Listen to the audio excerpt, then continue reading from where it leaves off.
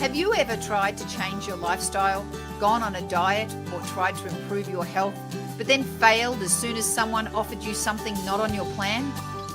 Or maybe you have a family member whose health is suffering, but you don't know how to help them. Welcome to the Fabulous Health Show. I'm your host, Terri Chrisman. I'm a whole food, plant-based nutritionist, and this show gives you the tools to help you obtain optimal health so that you can live a long, happy life and age with grace and vitality. It's episode 62. Today, I'm speaking with Dr. Angela Crawford, a psychologist, transformational coach, and vegan lifestyle educator who helps people move towards a healthy, plant-powered lifestyle. Welcome to the Fabulous Health Show, Angela. Thank you. I'm so happy to be here. Well, thanks for joining us today. So the first thing I want to ask you is people think that sometimes they can just change overnight, but there's stages of change, isn't there? That you can't go from an unhealthy lifestyle to, eating fruits and veggies and going for runs every day without some kind of step process. So what are the stages of change that people go through with any lifestyle modification? Well, one model that I have really drawn on in my work as a psychologist is it's called the Stages of Change model by James Prochaska and Carlo Di Clemente. And it's been used a lot initially in addictions, overcoming smoking and other problems like that, but has been applied a lot to lifestyle change as well. And what they found in their research is that, well, yes, some of us might change overnight. For most of us, change is a process. And the stages that they talk about in their model, the first one is pre-contemplation. That's when you haven't even yet thought about changing, or maybe you've thought about it, but it's not an intention for you to change. So that's where, a lot of people are at initially. We just don't have the real reason or impetus to change. And then something may happen that may make us start to think about change. And that puts us in the next stage called contemplation. At this point, we're thinking about making a lifestyle change, like, eating a healthier diet or exercising. But we may still be ambivalent. We may be going back and forth about the pros and cons and not quite ready to act on it, waiting for that moment of certainty. Then if something really pushes us a little further, we'll go into the next stage, which is preparation. This is a really key moment. If something gets us there, like maybe a health scare or a doctor gives us advice that, a plant-based diet or exercise would be helpful, or we read something or watch a documentary, this brings us into this preparation and determination stage that we're ready to take action.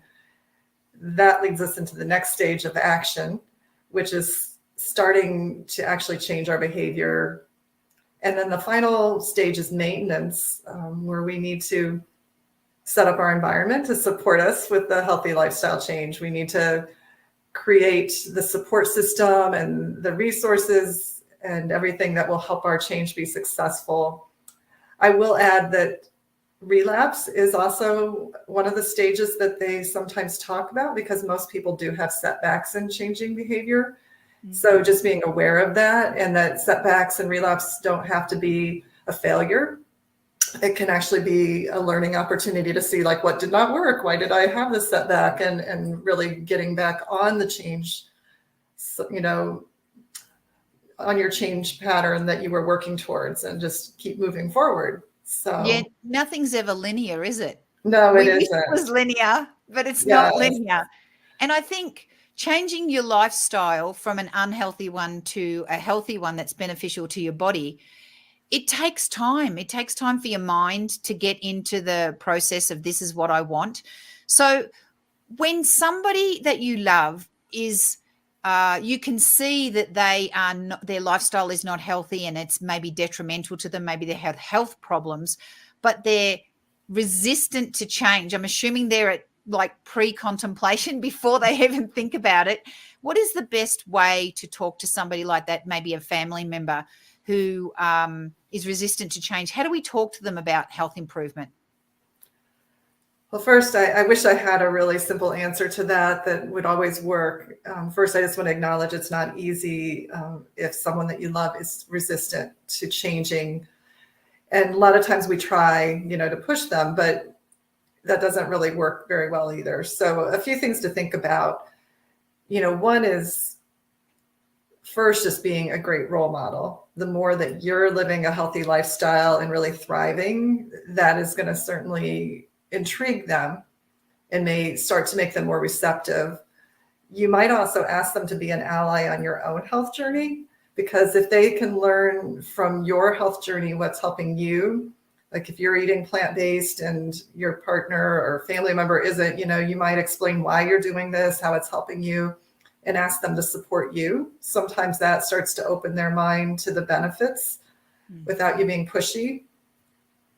If you're really concerned, maybe they've had a recent diagnosis, you might share, like, I've learned about this great research on, how to help someone with the same diagnosis. Are you open to learning more about it? Can I share more with you? But just realizing, it's inviting them into openness to learn.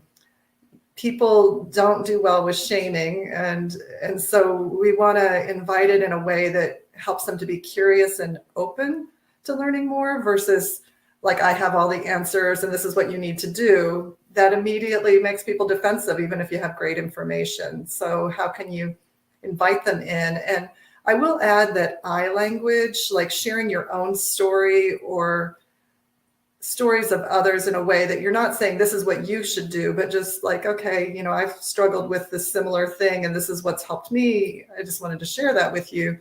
Things that aren't putting them on the spot, but can It's make all them about curious. planting the seed, isn't it? Yes. Because I don't think people will go from one behavior. I'm not a psychologist. You'd be able to tell me whether I'm right or not here. I don't think people go from one behavior to a completely opposite behavior with one implementation or one suggestion. It takes a while, doesn't it?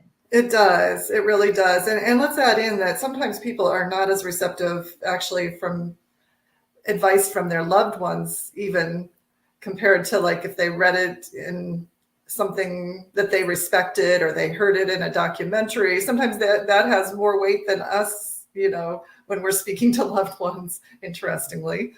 That's true. And I guess everybody has to find their own path. And if they find the information from various different sources, eventually one of those sources will speak to them. Yes. And it may not necessarily be you or me. It might be somebody letting else. go of the ego, that you might just be one seed in many that kind of starts to plant those seeds that finally culminate into some real change or openness to change. Yeah. So sometimes people use a different additional body weight as a protection mechanism following trauma. Can you discuss that and how we might be able to support a person in that situation? Because I think that is probably beyond the realms of the average family member. Yeah. Yes, that is complicated. And I was thinking before our meeting about the many reasons that people can eat in unhealthy ways or end up with overweight. And obviously it's a complicated issue. There can be many reasons for it. And so realizing, I'm going to name a few different factors. I mean, first, there's just the societal factor that our society is full of processed foods that make all of us prone to gain weight, that have high levels of fat, sugar, and salt that can be highly addictive. So just being aware, first of all, we're all prone to that in our society. The obesity rates are rising, not going down. And then you add in, there's individual issues that can play in, our own specific food addictions we may have. Sometimes there can be an eating disorder. Sometimes there is like a tendency to self-medicate with food for dealing with trauma or difficult emotions, anxiety, depression. And some of us learned that in childhood as a way to cope with difficult feelings. Maybe there was no one that was able to support us with dealing with our feelings or understanding how to cope with our feelings. Or if there was trauma, food and comforting oneself with food might have been a primary way to protect oneself. And then on top of that, as you mentioned, there are cases with trauma that it's sort of a subconscious way of protecting ourselves from more abuse, carrying extra weight. And having worked with people with trauma, I will say that there can be a lot of variation in this.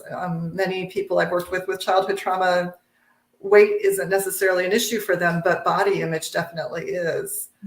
Some have issues with comfort eating, some don't. Some hold extra weight as a protection, others don't. So there's a lot of variability. And I would just add that things that can help probably would be in the professional realm. First of all, just like lifestyle self-care practices like meditation, spiritual practices, sometimes 12-step groups, learning how to tolerate and cope with our feelings and not just shut them down. Having healthy skills for how to know our feelings and name them and the legitimate needs that often are underneath our feelings, because often feelings are pointing to a legitimate need or desire that we have that we don't feel safe to acknowledge or express. So sometimes people will need counseling to work on that, or support groups. Sometimes they may need trauma work. EMDR, for example, is a therapy that I've been trained in that's really helpful for processing through trauma and breaking through the old patterns. And what does that stand for? EMDR stands for eye movement desensitization and reprocessing. And it actually doesn't always involve eye movement, but it was developed by a psychologist, Francine Shapiro. And what she found is, just how when we have REM sleep, our eyes move back and forth. And there's a belief that that may help our brain process and file away memories of the day. And so she found that a technique that involves basically either eye movements or tapping back and forth bilaterally, or tones that go back and forth bilaterally, help our brain to integrate information. And so it's a technique that involves some sort of bilateral movement of either the eyes or tapping that helps the brain process trauma safely with a therapist there guiding the person through it. I sent another episode of this podcast Okay. already. Yeah. Now that we know, that sounds really interesting, actually. Yeah, that is definitely something that I've used in my therapy practice, my psychotherapy practice, that is transformative. It really is. So when a family member sees a loved one in a situation where they are becoming more and more unhealthy due to emotional issues or trauma or something like that, how would we best support them? Because I find it difficult for me in my personal life. People don't want to be told what to do. Do they? I mean, if they come to the realization that they need to see a psychologist, that is fantastic, because then there's professional help. But as family members, we don't really have the tools, do we? Yeah, that is hard. I think keeping in mind, like, coming from a place of love and compassion and how you share your concerns with somebody, if they're having symptoms or challenges that you see really affecting their life, one approach that I find helpful for communication, it comes from a book called Crucial Conversations. I cannot remember the authors right now, but I can email that to you later.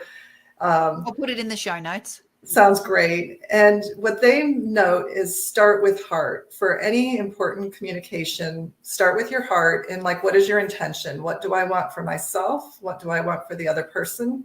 And what do I want for my relationship with them? And how do I communicate whatever it is I'm about to say in a way that honors that? So you may share, like, if you see that they're having these challenges, like, I really love you. I see that you're struggling with this symptom or challenge. And I wonder if I can support you in figuring out, if it's something that could be of help to you with that. Are you open to that? And so you're being like a thought partner rather than like, I'm telling you what you need to do. Obviously, if they're in danger because of suicidal thoughts or things like that, then we take more immediate action. We take them to the crisis center. But sure. But if it's just, more subtle than that, it's sharing your concerns in a loving way and then respecting their decision-making process about how to move forward. That's the thing, isn't it? We can't change other people. We can only change ourselves. And hopefully by living as an example of health, then people may be more in tune to change. It's very frustrating when family members are doing things that could be detrimental to their health, and it's very hard to sit and watch that happen. So people often think of lifestyle modification in the realm of doing things, changing your diet, getting more exercise, etc. But explain how changing what you eat benefits your mental well-being as well as your physical health. Sure. Well, one thing, a plant-based diet has been shown to be really helpful for physical health. There's like just endless research that supports that, especially for things like heart disease and diabetes and weight. So we know there's a lot of research that supports that plant foods with all the fiber and nutrients and all of that really helps our health, our physical health. But what's interesting is that same plant-based food also seems to help us function better mentally and emotionally, which I guess shouldn't surprise us. There's been a lot of studies that have shown, first of all, that the more fruits and vegetables you eat, the more beneficial that is on measures of like mood, depression, emotional well-being. There have been numerous studies on that. And then also some studies have shown that limiting or eliminating things like meat, dairy, processed foods, and moving away from what we'd call our standard Western diet or standard American diet towards a more whole foods diet, that seems to also really help measures of mental health. And for example, things like the Mediterranean diet has been associated with less depression. There have been some studies where those that had a vegan or vegetarian diet had lower measures on depression, anxiety, and distress compared to those eating an omnivore or meat-centered diet. And in addition, there have been some studies where people changed their diet to a plant-based diet and had improvements in mood scores once they made that change. So just being aware that there is support for this, and as to why, some of the suggestions are, first of all the antioxidants and nutrients that are in plant foods seem to really help our brain and nervous system and gut all function at its best. And in addition, the fiber also seems to be really important. Our gut is really key in producing some of the neurotransmitters. And so by both having the foods that lay the building blocks for those neurotransmitters that are helping our brain and nervous system to function, and then getting the fiber, and then getting rid of the inflammatory foods, which they do find that meat, dairy, and processed foods and sugars are really high in inflammatory compounds. That inflammation affects the brain and the nervous system too, just as it does our other health issues. So eating more plants and more whole foods does really seem to help our mental health. Absolutely.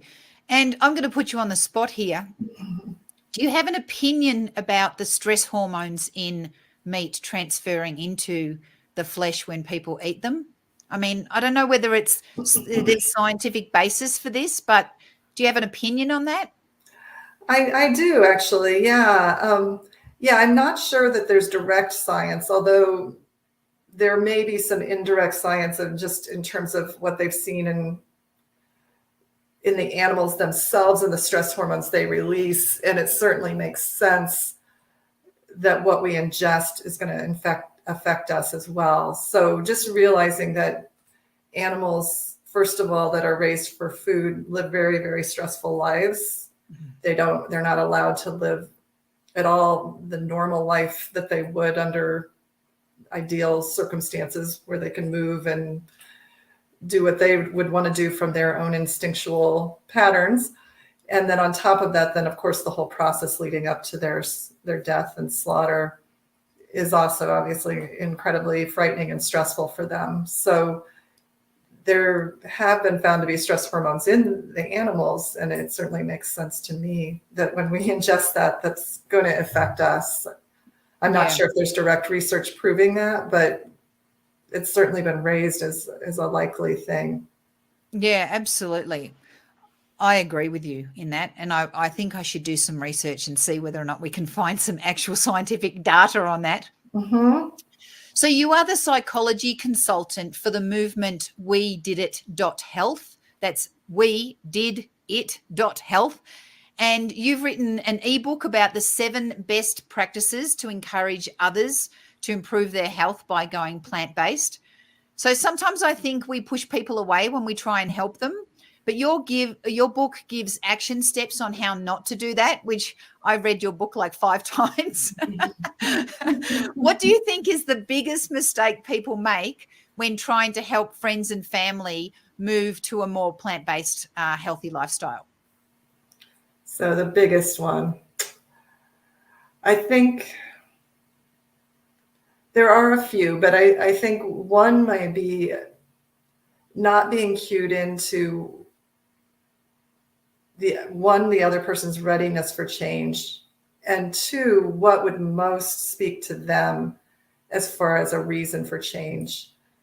Are they motivated to change for health reasons, for environmental reasons, for ethical reasons? What would speak to them the most? And really targeting how you communicate with them based on what actually speaks to them and their interests. That would be one factor. Absolutely. After this goes to air, I'm going to watch this about 100 times so that I can be more in tune with the people I'm talking to. I think that sometimes, well, for me anyway, I am so in love with this lifestyle, and I feel like I've found the golden egg or whatever it is. You know what I mean? I'm free. I've found it, and I want to help everybody. But sometimes you're right. People are not ready for help. And hitting them over the head with the vegan stick doesn't really help anybody, does it? No, Does it? no, I haven't found that it's worked in my case. So, Angela, you've actually written this book. We talked about start again. So that ebook I mentioned, the 7 best practices to encourage other people to go plant-based. How do people get hold of that? That book is available through wedidit.health. Wedidit.health is a website that is a plant-based platform that is inspiring and encouraging people to the benefits of a plant-based lifestyle. So there's a 1-question survey when people go there that asks about any benefits they've had from a plant-based diet or moving towards a plant-based diet. And then once you fill out that 1-question survey, you're on their mailing list, and they send out all kinds of resources on a regular basis for having a healthy plant-based lifestyle. And one of those resources is this ebook. And so anybody that's on their mailing list will receive the ebook as a complimentary gift to them. You're currently writing a book about health from a physical, emotional, and spiritual perspective. What have you discovered in your research as a psychologist about health from a spiritual perspective, which is completely out of my realm of expertise? Yeah. Well, what I'm discovering, I'm interviewing people. Well, I have a survey, and then I'm following up with some interviews as well. And it's looking at people who have a plant-based vegan lifestyle, and they vary in terms of some are whole food plant-based, which means they eat, only the most whole unprocessed foods. Others are plant-based, but might also eat kind of vegan junk foods or processed foods as well. So I'm looking at a range of people of all kinds of vegan diets, and they're filling out a survey, and they're reporting on the emotional and spiritual changes as well as physical changes that they're having since adopting this lifestyle. And what I'm finding is, obviously there are different responses, but there's an overall trend that many people are reporting, first of all, better health, greater contentment and peace, more alignment with a sense of like spiritual deepening. And not everybody that's filled out the survey identifies as spiritual. I've had some that identify as atheist, but even for them, they report like greater connection with other beings and nature as part of eating this way, like that they Wow. feel an interconnectedness with life, and that what they do makes a difference, and that compassion makes a difference. So part of it seems to be that the diet itself nourishes them emotionally and spiritually, but also by living aligned with values of caring for animals, the planet, and their own health, there's a peace that comes with that. And some have reported that they feel their emotions actually more deeply, like that comfort foods and processed foods and unhealthy foods had kind of numbed their access to their emotions. And many of them can actually feel more deeply and feel more in touch with like all emotions. And in particular, maybe sometimes like spiritual connections or intuition, things like that. So a lot of people report feeling lighter, brighter, clearer. That's So really interesting. I cannot wait to see this book. This is something that I had not really thought about prior. Mhm. Absolutely. As a nutritionist, I'm all about the nuts and bolts of the nutrition. Yes. Looking at it from a different dimension, my mind is like, so I cannot wait to see your book. I'm so very excited to see it when it comes out. You're still accepting submissions for your research about the social, spiritual impacts of vegan lifestyle. How Yes. can people become involved in your research? I know you're going to shut it off pretty soon, aren't you? Yeah, I'm hoping, if not by the end of February, maybe mid-March, or end of March at the latest.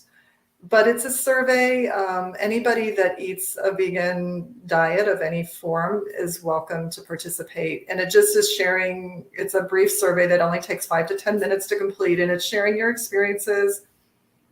And it mainly has check boxes, but it has places where if you want to share more personally about your own experience, you can. It can be anonymous, or you can leave your name if you're open to being contacted if I have questions.